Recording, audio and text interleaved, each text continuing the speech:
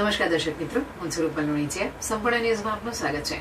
પાલનપુર શહેરના city light વિસ્તાર સામે આવેલા ફાર્મા કોમ્પ્લેક્સ પાછળ કીર્તિસ્તંભ તરફ જતા માર્ગ પર દબાણની સમસ્યા ગંભીર બની છે.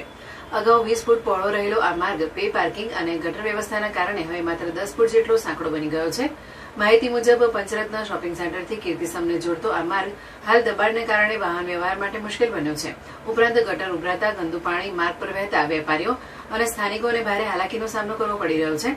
સ્થાનિક વેપારીઓ રાકેશભાઈ પટેલ, મિહિરભાઈ પ્રજાપતિ, ગોકુલભાઈ દેસાઈ અને પરેશભાઈ પંચાલ સહિત આક્રોશ વ્યક્ત કરતા જણાવ્યું હતું કે ગંદકી અને દુર્ગંધને કારણે અહીં ઊભું રહેવું પણ મુશ્કેલ બની ગયું છે. માર્ગની બાજુમાં ગંદકીના ઢગલા જમાતા પરિસ્થિતિ વધુ બગડી રહી છે.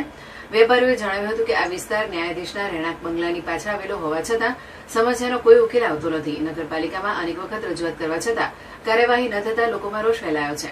સ્થાનિકોએ ચેતવણી આપી છે કે જો સમસ્યાનો તાત્કાલિક ઉકેલ નહીં આવે તો આગામી ચૂંટણીમાં તેનો પ્રતિકાર જોવા મળશે.